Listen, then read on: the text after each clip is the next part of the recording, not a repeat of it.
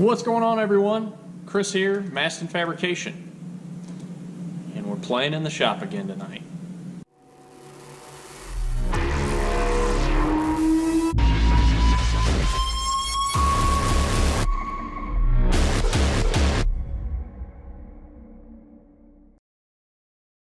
Tonight I wanted to take a minute to talk to you guys about what tools I use and kind of the thought process behind just about anything I build that is sheet metal, whether it's formed sheet metal for a bracket, a flat piece of sheet metal, something that's based off of a template, formed and welded, whatever it is. This is kind of the process I use and have developed to kind of be efficient at building just about anything. And that goes for a catch can, a fuel cell, some of the rear mount breather tanks that I've done, battery trays, even some formed sheet metal bottle mounts. I mean, you can get creative. There's a lot of things you can do with sheet metal. And I was going to kind of roll this into me building a fuel cell for my race car and some of the key points on that subject. But to start, sheet metal.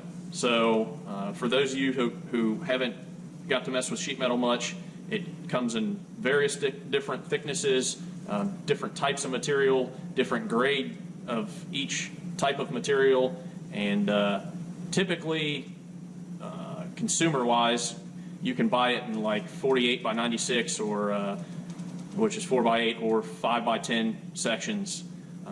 I typically, since I've got a smaller plasma table, and I'll touch on that a little bit, super useful tool, and I'll explain why and kind of show you guys how I use it and how I would suggest you get one if you own a fab shop, do a little bit of fabrication on the side, or just enjoy the stuff. So for me, I've always been interested in CNC stuff, and this was kind of a way for me to learn. It's very, very generic and basic in the grand scheme of things, but it was a way for me to learn how all that stuff works, and maybe down the road I could pick up some bigger CNC equipment and just to toy around, just because I enjoy messing with it. So where was I at? Yeah, sheet metal. Like I said, it comes in different grades, thicknesses, types of material, yada yada. Depending on what you need to do or what you're trying to build and achieve with it would determine, you would need to determine what material you want to use. Tonight, for the fuel cell, we're going to be working with, this is 5052, which is a general use material. It's got easy, good weldability, bleh, spit it out. Good weldability, and it's formable. So some of you guys have probably heard of higher grades like 6061, 7075. There's the list goes on and on. They have different corrosion resistance to salt water and yada yada. I could go down that rabbit hole for hours probably. I don't know all about it, but I know enough about it from working with the stuff for 10, 12 years now. So 5052 is going to be the most common for somebody that has to form and weld something. So that's typically what I work with. I've got a whole library of material on the shelf back there that I use for different things, whether it be a wing or brackets, obviously the catch can stuff, fuel cell, whatever. So yeah, hopefully you guys can pick up a few things as I kind of take you through, like I said, how I come up with an idea, determine what its function is, whatever I'm building, what features it needs to have, and the drawing process. I'll just kind of throw some clips in there because I know just enough about AutoCAD to get me through where I'm going, and I'll leave the rest for the guys that are professional at it. So I've learned, I took some AutoCAD classes in high school and learned, obviously that was a good little bit ago. Not really, I guess I'm not that old, but it was a little while ago, and they've came a long ways in the past 10 to 15 years. It's actually quite amazing. For anybody that's interested in AutoCAD, you can just, I'll recommend watch a couple YouTube videos, Google, whatever.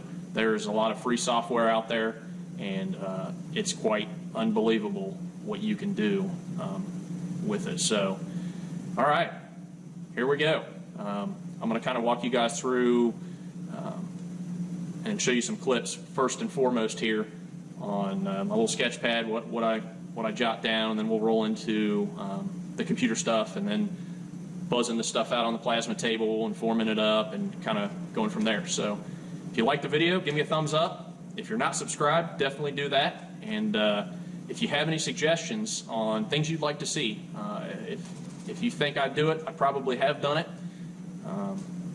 If it's something you're interested and curious about and you haven't got to mess with it or learn for yourself, let me know. I'd be glad to make a video on it. So yeah, here we have the basic features for the fuel cell I'm going to be building with you tonight. It briefly goes over just the key features, what material, size, what size I'm shooting for, and some of the components it's going to need to include. And these may not necessarily be what I end up using, but it kind of gets me pointed in the right direction. So you can see I listed fuel type, and why that's why I've got that is just a reminder, like this fuel cell is going to need to be anodized. So and the reason for that is methanol and ethanol alcohol-based fuels actually will oxidize aluminum. So I'll definitely be anodizing it to keep that from being a problem. Some of the other stuff here is just feed, -16 feed, 16 ORB. I like to use ORB because they are you can adapt 16 to whatever I want, whether I want to go 1612, 1610. It just makes it kind of universal. So that's definitely a nice feature. So yeah, here you can see in Fusion 360, I've got a couple pieces of sheet metal drawn up here. Like I said before, I'm not a big AutoCAD or Fusion 360 guru or anything, but yeah, I've kind of figured out how to make it work for myself. And when I do anything in sheet metal, and then if it's going to be like a product or something like that, I actually send these drawings over to a good friend of mine, Kemp Travis at Kemp Prototype and Design, and he puts it all together as a package for me, so I can have it easy to read, and I've kind of got plans for stuff that's going to be a product. In this case, that's not really something that I just need it to make what you see here a flat pattern, so I can burn some stuff out on the plasma table.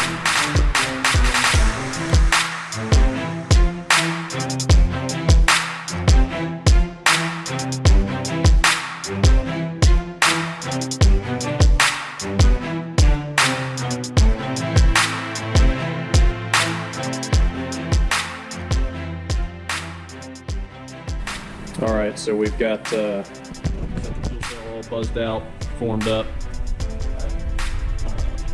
protective film on it, taped up, kind of in place. It's not perfect right now, but you get the idea. What I kind of like to do from here, and this is kind of where my lack of AutoCAD experience and maybe some engineering would play a role. Typically, I would assume that an engineer or someone that was an AutoCAD whiz would draw everything, every piece, to even go as far as scanning the placement where this thing's going to be and kind of drawing it in that workspace. I'm not that technical. It'd be different if I was building a nuclear reactor for one of Elon Musk's spaceships or something crazy like that, but this is a simple car part, so we're not going to go with that in depth. From here, I'm going to kind of, you can see I've got fuel cap provision and fuel sending unit. That's a standard pattern that all the fuel sending units I've used in the past use. So, yeah. Just to give you guys an idea of how nice it fits, I've got probably 1/4 of an inch all the way around. Same thing for up front there. So I'm just kind of holding it here. Obviously, I don't have mounts or anything like that on it yet. I want to get everything kind of laid out. That's just how That's how I find it easiest. So I'm going to try a few different variations and not junk $100 in aluminum over a hole in the wrong spot or something. So should work out nice. All right, so I've got kind of a rough idea of what I'm going to do for baffling. I didn't go as far as putting this stuff into CFD or some kind of fluid dynamics. You know, this is just a theory for me, and kind of what I've had work for me in the past. So yeah, I got these parts buzzed out. They're not spectacular looking, but in this case, I'm not really that worried about cosmetics. I am going to run the DA over it just to kind of knock off any loose and make it uniform. But when it comes to stuff that's, you know, obviously not a big cosmetic thing, these things are going to be inside the fuel cell and anodized. It's not a big deal. Or powder coated, you know, painted, powder coated, anodized, whatever. I'm not really that worried about it, but a lot of times if you don't, that is a disadvantage to the water table. If you don't clean the excess water off or rinse it and clean it off, it leaves these watermarks, especially on aluminum. So, you know, I deal with it. It's not that big of a deal. And if I need something that's fancy, I'll put a new sheet up there or have it laser cut. So, but for now, I'm going to prep these things and get them all looking a little better and make sure they fit. Make them fit if they don't, and then I might start welding this thing up. So, wish me luck.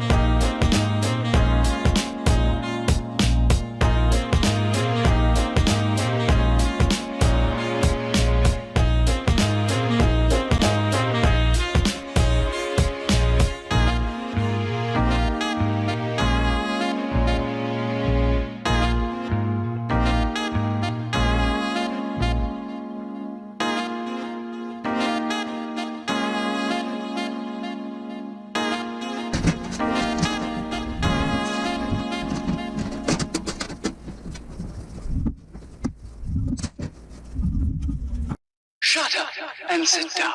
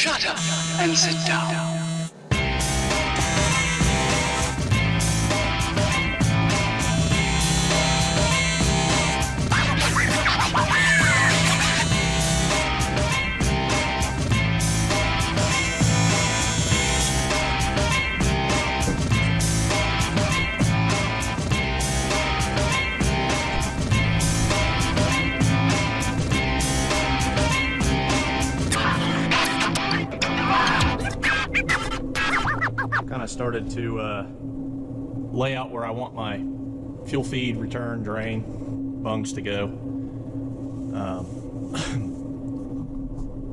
So I'm thinking I'm going to do a return here and pipe that into that one baffled area. This is going to be my feed, and this is going to be drain, refill.